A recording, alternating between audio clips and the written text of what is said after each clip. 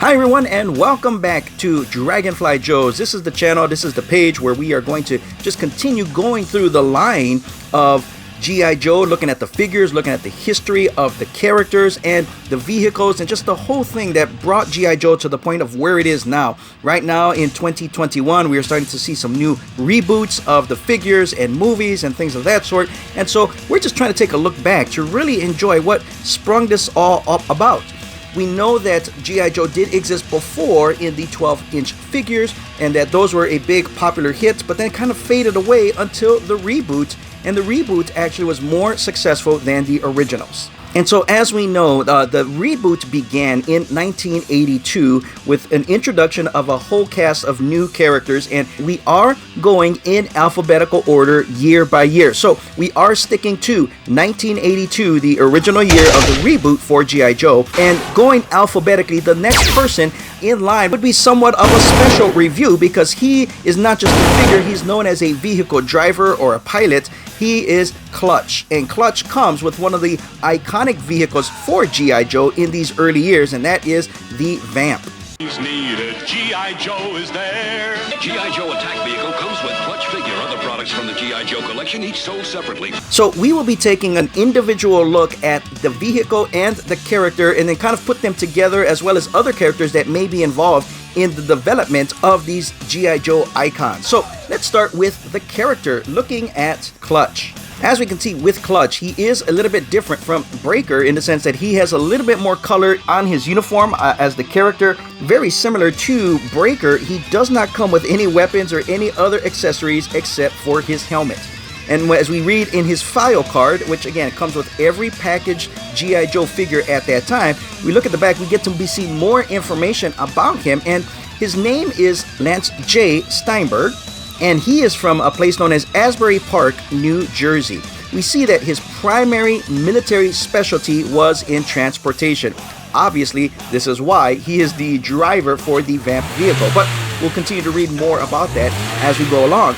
But his second military specialty was infantry. Again, being a soldier, being out in the field, face to face with the enemy and engaging boots on the ground. And as we look at Clutch's grading, we also see that he is considered to be an E4, which again, as I mentioned earlier, many of these G.I. Joes, the original ones, had this grading, which makes them a corporal. We also read that Clutch was a mechanic at Manny's Mean Machines and was heavily involved in racing street machines prior to his enlistment. Now, Clutch grew up exposed to cars at a very early age, and he worked as a mechanic and participated in street racing before he was enlisted into the Army.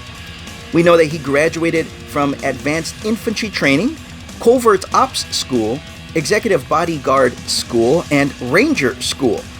He's also qualified as an expert in an M14, an M16, an M1911A1, an M79 grenade launcher, and an M60. And we also get plenty of quotes with these G.I. Joe characters, not always told where these quotes are coming from, but this is the general idea about the personality of Clutch, and that is, he greases his hair with motor oil, rarely shaves, and chews on the same toothpick for months. Clutch still calls women chicks.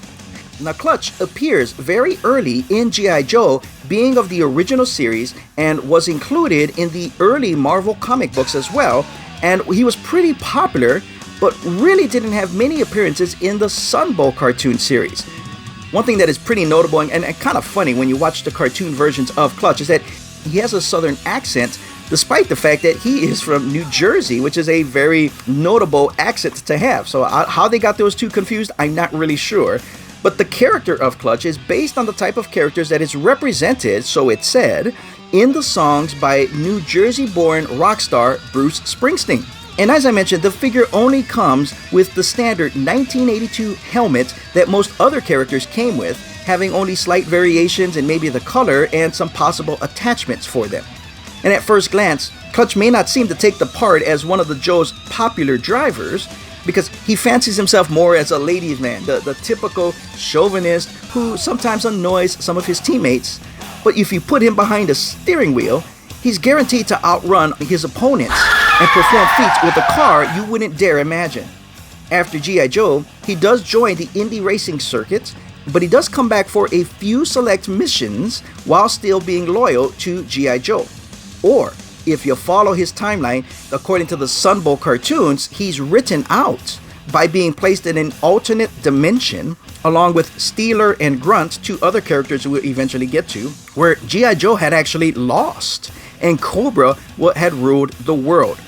Though he did still appear regularly in some of the comic books and the series that were written by Larry Hama, this was a way to kind of write him off from the cartoon series. Still, Clutch was one of the first figures to be packaged along with one of the vehicles. One thing we can notice about Clutch, the figure here, is the one that I have here is the 1983 1.5 version, which means he does have the battle action grip, where he is able to rotate his arms at the biceps. Yeah, he does come with the standard green, which is very popular. He has a little bit more color across the torso, which is something that makes him stand out a little bit. But you notice that he does have in his pocket there across his chest one of the weapons, perhaps the M1911A1 or another pistol he may have across his chest there, but we do see him constantly having that with him, carrying that along his chest, along with other pockets that he does have on the sides of his legs, on either side, for again carrying any kind of possible ammunition or information that he may be needing back and forth. And like I said, the only other accessory he comes with is that helmet. Now let's talk about the Vamp. This Vamp was again another icon for the early G.I. Joe vehicles, and it was the Joe's multi-purpose attack vehicle, the G.I. Joe Mobile Strike Force Jeep. And the inspiration of this vehicle came from the United States Army during World War II and a partnership with the Willis Overland Motors and a series of 4x4 trucks that were being developed. And these came to be known as Willys Jeeps, and over 500,000 were built, and they were heavily used during this war. Now, progress started to happen with the development of this vehicle, where the M38 truck eventually replaced Willys Jeep, and then the M151 MUT, or Military Utility Tactical Truck, replaced the M38 until about the 1950s. And then in the 1960s, the Army began looking for a new replacement for the MUT. And this is when Lamborghini got involved, right? No, not the Lamborghinis we probably know mostly from the 80s, but Lamborghini actually partnered with the Mobility Technology International, or MTI, and in 1977, the Lamborghini Cheetah was released. It was a 4-seat military off-road type test bed with a 5.9-liter V8 able to hit a top speed of 104 miles per hour, which later evolved into what's known as the LM002 vehicle. Now, the Army, unfortunately, never did pick up this vehicle. They went with the AM General vehicle, known as the Hummer, and the Cheetah went to G.I. Joe in the form of a Vamp. Not to mention that MacGyver actually got himself a Cheetah too in the 1980s. But the Vamp became the standard Jeep that was used many times in the Sunbow cartoon series and was the first vehicle used in the Marvel comic series. It was powered by a 4.8-liter V12 fuel-injected twin-turbo engine that offers a range of 550 miles at a max speed of 150 miles per hour with the optional 4-wheel drive and individual suspension system. And the Vamp would prove its worth time and time again. In fact, it was reissued and redesigned many times for more use with the G.I. Joe line as well as Cobra. Yes, even Cobra saw the advantages of having such a vehicle, and they kind of took the liberties of the design and even the vehicle itself to use it for themselves. We'll take a look at those when we get into that series. Now, the Vamp itself, it comes with a front tow bar with a winch that is just behind it. And it would have been nice if it came with an actual rope or string to be used here, but it doesn't. It's just molded on there. It looks really cool.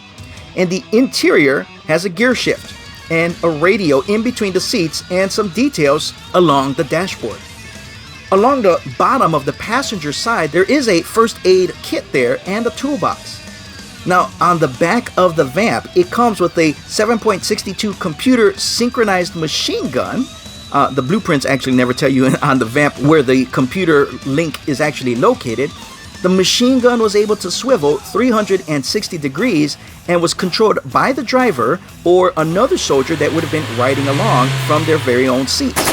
There was a trigger on the side of the gun that gave the barrel some moving action to be able to watch and to be able to enjoy as you were playing with your G.I. Joes, to show that, yeah, somebody is actually shooting at somebody else. And this vehicle served in many of the early missions, being one of the highly movable and light utility, light attack vehicles as an advantage to G.I. Joe. The Vamp is portrayed in the art of the 1983 G.I. Joe Command Center, with its barrels being completely turned to the rear in order to fire through either the peephole that is in the wall of the base, or the pit also came with a lift that could raise the Vamp up so that the Vamp's machine gun could actually shoot over the wall.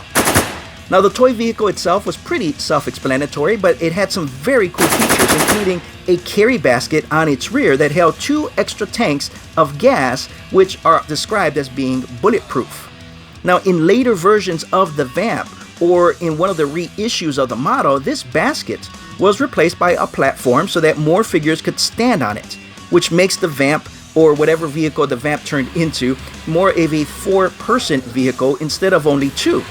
Now, as a child, you may have enjoyed this. You might have really liked being able to put more figures on your vehicle, but as an adult, that little extra detail of gas tanks seems really cool. Just below the gas tank is a tow hook that can be used to tow a number of the other G.I. Joe accessories that came out that year and years afterwards. In 1984, the Vamp was actually re-released as a part of a box set which included the HAL, the Heavy Artillery Laser. Separately. Stand for freedom wherever he's needed. G.I. Joe is there. This feature is also in the comics in issues number 1 and 8. Now, we have to imagine that 1982 was a pretty rough year for Cobra, because Cobra did not get any vehicles until the next year in 1983. Until then, they were usually shown having to go back and to steal some of the G.I. Joe vehicles in order to have a fighting chance against them. Don't let Cobra Commander get away! G.I. Joe! It's Cobra Commander! He's stealing our missiles! But you gotta get up early to catch Cobra! And the Vamp, of course, there was more than just one of them issued. We do see several other G.I. Joes using these vehicles in certain missions to be able to get in and out of situations and really show off the ability that they had.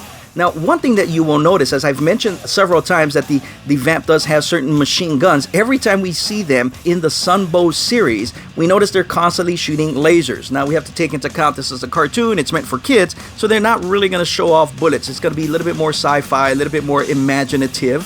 These vehicles were really based off some real vehicles. Even though we do get a kiddie version in the cartoons, we do know that as adults and even as young kids, we knew the firepower that was available on a vehicle like this. Enjoyed it? Toys like this will go on and on, just as the memory of the action figures and the whole series like G.I. Joe, that we can still look back at the originals and say, this is where it all started. So that's going to wrap it up for today. So what do you think about Clutch? What do you think about the Vamp? Thank you guys so much for watching. Keep following along. Like and subscribe to the channel. Let other people know that we're here. You feel free to go ahead and share, because we will be putting more of these out in alphabetical order in the years that they came out. So look for the next one. Can you guess what it is? We'll be sharing it very soon. And I really appreciate you watching and being a part of this. So, yo, Joe, and we'll be back soon.